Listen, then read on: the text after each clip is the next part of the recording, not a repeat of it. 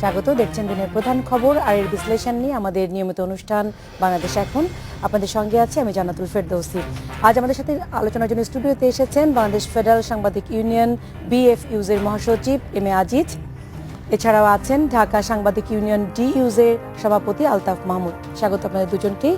আমরা শুরুতেই দেখে নিচ্ছি আমাদের টেলিভিশনের গতকালের প্রধান খবরগুলো। যাদের সর্বোচ্চ ত্যাগের বিনিময়ে বিএনপির ডাকা হরতাল অবরোধ জনগণ মানে না বলে মন্তব্য করেছেন প্রধানমন্ত্রী শেখ হাসিনা। আন্দোলনের নামে নাশকতা ঠেকাতে সরকার সবকিছু করবে বলেও জানিয়েছেন তিনি। ডাক, টেলিযোগাযোগ ও তথ্য প্রযুক্তি মন্ত্রণালয় পরিদর্শনে গিয়ে প্রধানমন্ত্রী বলেন, দেশের অগ্রগতিতে বাধা দেওয়ার অধিকার কারও নেই। তবে আমরা আশা করি যে সমস্যা বেশি দিন থাকবে না, আমরা এই সমস্যা থেকে উত্তরণ ঘটাতে পারবো। কারণ আন্দোলনের নামে মানুষ খুন করা আর প্রতিদিন ওই হরতাল ডাকা, আবারও দেখলাম যে আবারও হরতাল ডাকা হয়েছে। কাজে প্রতিদিন হরতাল ডাকা, প্রতিদিন অবরোধ, কিন্তু সেগুলির কোনো কার্যকারিতা আসলে নেই। শুধু খামাখা কতগুলি মানুষকে হত্যা করা হয়। এগুলি সব আসলে বন্ধ করার জন্য যা যা করার আমরা করে যাচ্ছি এবং দেশবাসীকে এই ব্যাপারে আরও সচেতন হতে হবে। কারণ দেশ যখন এগিয়ে যাচ্ছে, দেশকে বাধা দেওয়ার অধিকার কারো নেই। বিএনপির যুগ্ম মহাসচিব সালাউদ্দিন আহমেদকে নিরাপত্তা বাহিনীর কোনো বিভাগ গ্রেপ্তার করেনি বলে হাইকোর্টকে জানিয়েছে সরকার পক্ষ। তাকে খুঁজে পাওয়া যাচ্ছে না বলেও আদালতে জমা দেয়া প্রতিবেদনে বলা হয়েছে। কোন কাগজের ভিত্তিতে বলেছেন না বলেছেন আমরা না, ওনার শুনেন, সাবমিশনের সময় অনেক সময় অনেক কথাই বলেন। কাজে ওই ডকুমেন্ট ছাড়া, ডকুমেন্টের ভিত্তি ছাড়া আমরা ওই কথা রিপ্লাই এখন দিব না, আমরা রিপ্লাই কালকে দিব। ল এনফোর্সিং এজেন্সি বলতে যা আমরা বুঝি, মেট্রোপলিটন পুলিশ বা সিআইডি বা স্পেশাল ব্রাঞ্চ বা র্যাব কেউ তাকে গ্রেফতার করেনি। তবে সবাই তার সন্ধানের ব্যাপারে পদক্ষেপটা এটা তারা অব্যাহত রেখেছেন। সালাউদ্দিন আহমেদকে দ্রুততম সময়ের মধ্যে জনসম্মুখে হাজির করার দাবি জানিয়েছেন বিএনপি চেয়ারপারসন খালেদা জিয়া। বিভিন্ন ঘটনায় দলের নেতাকর্মীদের বিরুদ্ধে হওয়া মামলা চালাতে আইনজীবীদের প্রতি আহ্বানও জানিয়েছেন তিনি। হোয়াইট ব্যাপারে কনসার্ন, বিশেষ করে সালাউদ্দিন সাহেবের ব্যাপারে কি হয়েছে মামলায়, কালকে কি আদেশ দিবেন। উনি অনুরোধ করেছেন আইন শৃঙ্খলা রক্ষাকারী বাহিনীকে, বলেছে সালাউদ্দিনকে যেভাবেই হোক যেন আইনের কাছে, আদালতের কাছে উপস্থাপন করা হয়। বড়পুকুরিয়া কয়লা খনি দুর্নীতি মামলা বাতিলে বিএনপি চেয়ারপারসন খালেদা জিয়ার আবেদনের বিষয়ে রায় দেয়া হবে 5 এপ্রিল। বিচারপতি মইনুল ইসলাম চৌধুরী ও বিচারপতি JBM হাসানের হাইকোর্ট বেঞ্চ রুলের রায়ের নতুন তারিখ দেয়।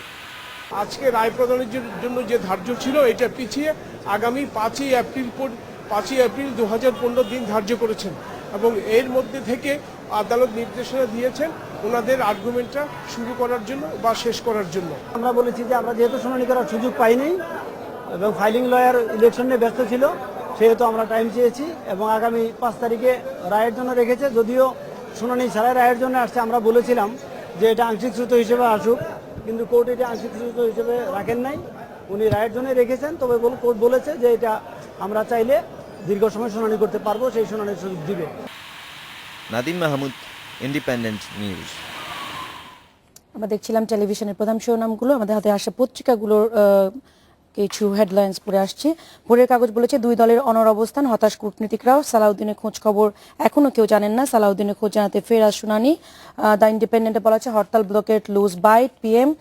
পাকিস্তান ওয়েস্ট ইন্ডিজ লাস্ট 8 স্পোর্টসকেও তারা হেডলাইন এনেছে। এছাড়া এনেছে Salahuddin may have disappeared on his own, Dhaka Metropolitan Police tells high court. এছাড়া আমাদের হাতে আছে ভোরের পাতা, সেখানে আমাদের কেউ দাবায় রাখতে পারবে না। 7 মার্চের আলোচনা সভায় প্রধানমন্ত্রী, অনর হাসিনা আশাবাদী খালেদা, কোয়ার্টার ফাইনালে পাকিস্তান। এছাড়া আলোকিত বাংলাদেশ আছে সবাই চান নেক নজরে, মাঠে হাজার প্রার্থী, এটা বৈঠকে বসছে আওয়ামী লীগ, মাথা ঘামাচ্ছে না বিএনপি। ডিসিসি নির্বাচনে আমরা যেটা দেখছি যে প্রার্থীরা অলরেডি মাঠে নেমে গেছে, সেই বিষয়টি তারা নিউজ করেছে। সালাউদ্দিনের ভাগ্যে আসলে কি ঘটেছে, মানবকণ্ঠের হেডলাইনে বলা হয়েছে নিখোঁজ সালাউদ্দিনের স্ত্রী হাসিনা আহমেদ বলেছেন যে এখনও যোগাযোগ করেন আইন শৃঙ্খলা বাহিনী। ডান্ডি ডাইং মামলায় খালেদাকেও বিবাদী করার আবেদন, আজকে এটির শুনানি আছে। এছাড়া আমাদের সময় বলা হয়েছে চলে গেলেন প্রিয় সাইফুল ভাইকে নিয়ে একটি খবর করা হয়েছে আমাদের সময়ে, তাদের যে বিশেষ প্রতিনিধি। এছাড়া আইন পরিবর্তনে পুলিশ হেফাজতে মৃত্যু, আইন পরিবর্তনে আশোকের উদ্বেগ। এছাড়া আমাদের কাছে মানব জমিন তাদের হেডলাইনে প্রধানমন্ত্রীর কিভাবে দিন শুরু হয় সেটি দিয়ে তারা আজকে খবর করেছে।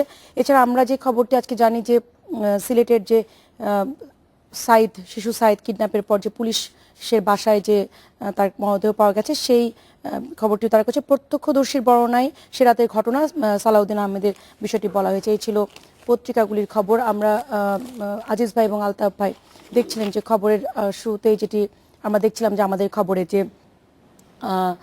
টানা এই যে হরতাল অবরোধ কর্মসূচি দেওয়া হচ্ছে, এখানে বিএনপির আমরা অনেকদিন থেকে জানি যে বিএনপির নেতাকর্মীরা মাঠে নেই। এখন মোটামুটি বিষয়টি এরকমই দাঁড়িয়ে গেছে যে হরতাল অবরোধ ঘোষণা করাটাই তাদের মূল কর্মসূচি। এছাড়া আজকে আমরা আমাদের যে খবরটি আপনারা দেখলেন যে আমাদের কাছে ব্যবসায়ীদের একটি খবর আছে, তারা বলেছেন যে গত 1 মাসে তাদের পণ্য পরিবহন বেড়েছে, ক্ষয়ক্ষতির পরিমাণও অনেকটা কমেছে তারা বলেছেন। আলতাফ ভাইয়ের কাছে প্রথমে আসছি। ধন্যবাদ। বেগম খালেদা জিয়া এই প্রেস কনফারেন্সটা নিয়ে আমি একটু শুরু করি। তিনি দীর্ঘ সময় পরে একটি প্রেস কনফারেন্স করেছেন এবং এর আগে শুধু যেমন অবরোধের কথা এটা কিন্তু সে বলে ফেলেছেন এরকম একটা অবস্থা, কিন্তু ওটা কিন্তু প্রোগ্রামে ছিল না। সাংবাদিকরা জিজ্ঞেস করেছে অথবা যে এরপরে কি প্রোগ্রাম, তখন বলেছে অবরোধ চলবে, সেই থেকে অবরোধ কিন্তু চলছে। এখন আপনি যেটা বলছিলেন যে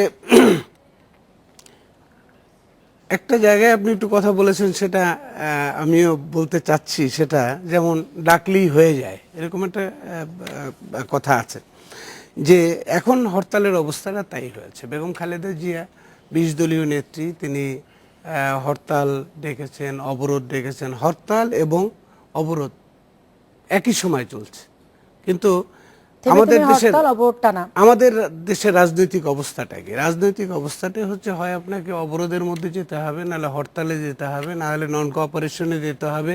প্র্যাকটিসটা এরকমের, কিন্তু আপনি হরতালও করবেন, অবরোধও করবেন, নন কোঅপারেশনও করবেন, সবগুলো কিন্তু একভাবে চলবে না। আপনি যেটা বলছেন সেখানে আমার একটা কথা মনে পড়তেছে যে আপনার এরশাদ বিরোধী আন্দোলনের কথা আপনারও মনে আছে, এবং তখন মানুষের মধ্যে কিন্তু একটা কথাবার্তা প্রচলিত ছিল, সেটা হলো যে ছোট ছোট দলগুলো, যেমন আওয়ামী লীগ তখন বাইরে ছিল, বিএনপি বাইরে ছিল, 15 দল ছিল, এবং বিএনপির ছিল ধরেন 7 দল, এবং পরবর্তীকালে 7 দলের সাথে তাদের একটা ডিফারেন্স অফ অপিনিয়নও ছিল, ইত্যাদি ইত্যাদি। তখন কিন্তু একটা কথা প্রচলিত ছিল রাজনীতিতে, সেটি হচ্ছে যে কেউ ডাকলেই হরতাল হয়ে যায়। এবং তখন 5 দল, যখন 15 দল 7 দল থেকে বেরিয়ে গেল 5 দল, তখনও কিন্তু 5 দলের ডাকেও কিন্তু হরতাল হয়েছে। এবং একটা পর্যায়ে এমন হলো যে জাকপা ডাকলেও হরতাল হয়ে যায়। তো এখন আমার কাছে মনে হয় বেগম খালেদা জিয়া এই যে স্ট্রিক করে বসে আছেন যে হরতাল, আমি নতুন কোনো প্রোগ্রাম দেই বা না দেই, আমি যেটা বলে আছি হরতাল অবরোধ, এবং হরতাল অবরোধ কন্টিনিউ করবে। কিন্তু প্রেস কনফারেন্সের ব্যাপারে আমিও ব্যক্তিগতভাবে খুব আশাবাদী ছিলাম, আশান্বিত ছিলাম। আমি তো রাজনৈতিক ভাবে 15 দল এবং আপনার তৎকালীন 15 দল এবং 7 দলের অ্যাক্টিভিটি সম্পর্কে আমার একটা ধারণা আছে। অ্যাজ রিপোর্টার আমি মাঠে থাকতে থাকতে তখন এই বিষয়গুলো আমার একটা হয়েছে। এবং বেগম খালেদা জিয়ার এই যে দীর্ঘদিন পরে অ্যাবাউট 60 ডেজ আফটার সে যে প্রেস কনফারেন্সটা করলো, আমার কাছে মনে হয়েছে নতুন কিছু বলবেন। এবং এটা কিন্তু শুধু আমার জন্য নয়, এবং আপনি ব্যবসায়ীরা তাই ভেবেছে। এফবিসিসি এর প্রেসিডেন্ট একই কথা বলেছেন গতকাল একটা অনুষ্ঠানে। এবং বিভিন্ন রাজনৈতিক অঙ্গন থেকে একই ধারণা পোষণ করা হয়েছিল যে বেগম খালেদা জিয়া নতুন কিছু বলবেন কি। এবং এটাও অনেকের ধারণা ছিল যে হয়তো এই অবরোধ এবং হরতাল এই জায়গা থেকে সরে এসে একটি নতুন কোনো সিদ্ধান্ত তিনি দিতে পারেন। সেটা কি, তার স্কোপ ছিল সামনে। আমি বলি না তাকে উইথড্র করতে হবে, আমি বলি না তাকে রাজনীতির এই ধারার থেকে চেঞ্জ করতে হবে, সেটা আমি বলি না। এটা তার রাজনৈতিক চিন্তা ভাবনা, তিনি যেভাবে ভালো মনে করবেন। কিন্তু মানুষের আশা এই জন্য যে যেভাবে এই অবরোধ এবং হরতালে মানুষ মারার যে উৎসব হয়েছে সেই জায়গার থেকে অন্তত সরে আসা, এটা কিন্তু মানুষের একটা প্রত্যাশা ছিল, কিন্তু সেটা হয়নি। কিন্তু উনি বলেছেন যে কিছুদিনে তো এটা আমরা দেখছি কন্টিনিউ করবে। সহিংসতা কমেছে, হরতাল অবরোধের চিত্রটা আসলে পাল্টে মানুষ, আজকে প্রধানমন্ত্রীও বলেছেন যে মানুষ আসলে মানছে না। আমরা রাজধানীতে এবং দূরপাল্লার বাস চলাচল শুরু হয়েছে, পেট্রোল বোমা আতঙ্ক কমেছে। গত সপ্তাহ দুয়েক হলে কিন্তু আমরা দেখছি যে হরতাল অবরোধের চিত্রটা কিছুটা হলে পাল্টেছে। আমরা আজিজ হ্যাঁ, ভাইয়ের কাছে কিছুটা সেরকম মনে হয়, কিন্তু বাস্তবতা হচ্ছে যে ঢাকায় যে অবস্থা, ঢাকার বাইরে কিন্তু সেই অবস্থা না। সেটা নিশ্চয়ই সরকারি দলের যারা আছেন তারাও স্বীকার করবেন, ঢাকার বাইরে কিন্তু একটা আতঙ্ক আছে। এখন রয়েছে, ঢাকাতে রয়েছে, তবে কমেছে কিছুটা। হ্যাঁ, আমরা কিছুটা আজিজ ভাইয়ের কাছে কমেছে। আসবো একটু ছোট্ট বিরতির পর। এই প্রেস কনফারেন্স যেটি আলতাফ ভাই বলছেন, এটি নিয়ে কিন্তু সেদিন থেকে প্রশ্ন চলছে, যেমন খালেদা জিয়া আসলে কোনো সাংবাদিক কোনো প্রশ্ন নেননি, এটি নিয়েও আজকেও একজন মন্ত্রী সমালোচনা করেছেন। আমরা ফিরবো, তবে এটা বিরতির পর একটা 30 সেকেন্ডের বিরতি নিচ্ছি।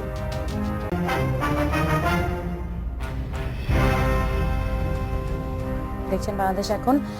আজিজ ভাই, যেটা আমরা বলছিলাম যে আলতাফ ভাই প্রশ্ন তুলেছেন বেগম খালেদা জিয়ার যে প্রেস কনফারেন্সটি নিয়ে। আজকেও শাহজাহান খান বলেছেন যে খালেদা জিয়া সাংবাদিকদের প্রশ্নের জবাব না নিয়ে প্রমাণ করেছেন জাতির সঙ্গে তিনি লুকোচুরি করছেন।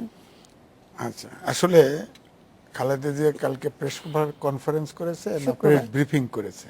হ্যাঁ, এটা আগে বুঝতে হবে। আমার কাছে মনে হয়েছে সেটা প্রেস ব্রিফিং।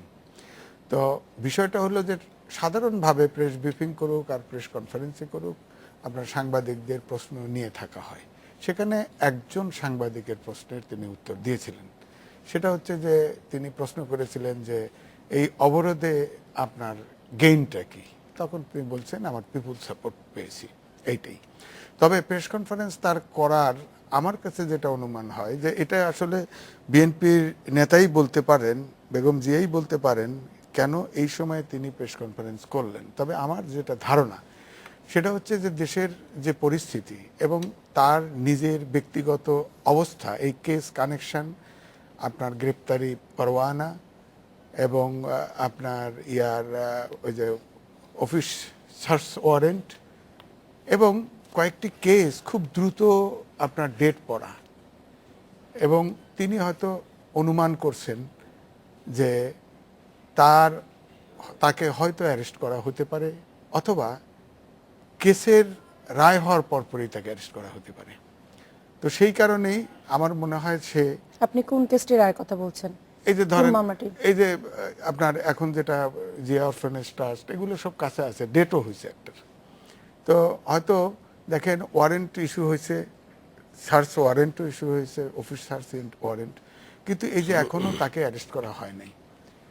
তো প্রথমে বলা হলো থানাতে অর্ডার গেছে, হ্যাঁ, পরে আবার বলা হলো যে না, কোর্ট থেকেই এই ওয়ারেন্ট বা হাইকোর্টের রায় এটা পৌঁছায় নাই। কিন্তু এখন কেসের অবস্থা দেখে মনে হচ্ছে যে হয়তো তাকে রায় দিয়েই হয়তো তাকে অ্যারেস্ট করা হতে পারে। সেটা ওনারা নেতা, ওনারা নেত্রী, ওনারা হয়তো এগুলো আরো হিসাব নিকাশ ভালো বোঝেন। এই কারণেই আমার মনে হয় এই প্রেস ব্রিফিংটা করা